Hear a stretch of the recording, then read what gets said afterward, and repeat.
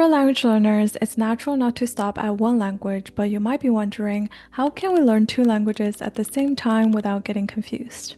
Interestingly, for certain languages, studying them together can actually help us learn faster because they share common words, grammar structures, or cultural influences. Personally, I started learning Korean after I became more comfortable with Japanese. In this video, I'll share key similarities and differences between these two languages and also some methods that make learning them much easier. A question I often get is it easier to learn Japanese if you are a Chinese native speaker?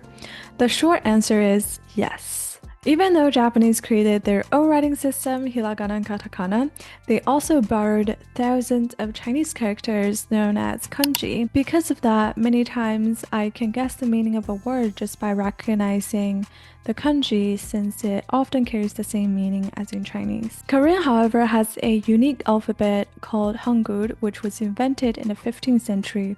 While very old Korean used some Chinese characters, modern Korean relies mostly on Hangul. Historically, Japan and Korea had many cultural exchanges. That's why we see a lot of similarities in using honorifics and similar sentence structures. Both Korean and Japanese are agglutinative languages, which means words are built like Lego sets by combining smaller parts to create bigger meanings. Once you learn the alphabet and grammar rules, pronouncing words and reading becomes more systematic compared to English. In English, we're used to subject, verb, object. For example, I eat sushi, but in Korean and Japanese, the order is subject, object, verb. So it would be I sushi eats. Verbs also change depending on the tense and level of politeness. That's why both languages put so much emphasis on the context and relationships between speakers. Another similarity is foreign borrowed words. Japanese use katakana to write English loan words.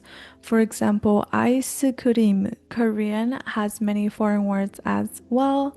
Ice cream, which sound almost exactly the same. Even though I am studying Japanese and Korean together, it doesn't mean I'm at the same level in both. To avoid confusion, I build a strong foundation in Japanese first. I can make daily conversations, so it feels much easier now to start Korean. At the intermediate stage, I love using media and books. For Japanese, I often read manga. Recently, I also started reading technical articles related to my work. It is very niche, which is difficult for me to understand. However, learning a new topic gets me outside of my comfort zone. Instead of searching for similar content that I always watch or read, I start gaining new knowledge and vocabularies.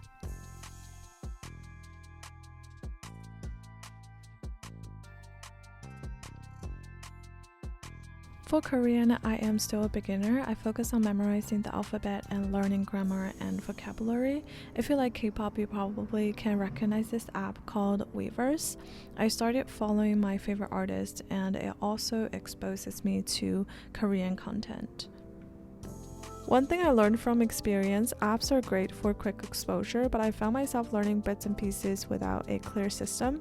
What really helped me stay consistent was using a structured textbook as my main guide. From there, I add fun content like dramas or songs to keep it enjoyable. The key is this: find something you love and do it in the language you're learning, whether that's music or movies, whatever that keeps you motivated. The most important thing about learning the alphabet is to practice with words.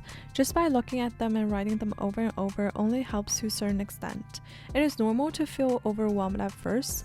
Before recognizing all the alphabet, make sure you listen to the pronunciations because it will be harder to correct yourself later on. I've used NHK website from the beginning to learn the basics. It teaches you the pronunciation in stroke order.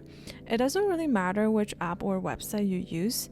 One technique that I like to use is instead of memorizing roll by roll, like a, I, u, e, o, I sometimes also practice by column, ka, sa, ta, na. This helped me recognize characters more quickly without always going in order. For Korean, the most confusing part about the alphabet is ones that look very similar, such as ye, e and o, yo. Since Korean is agglutinative, getting used to these differences from the beginning makes it much easier to build words later.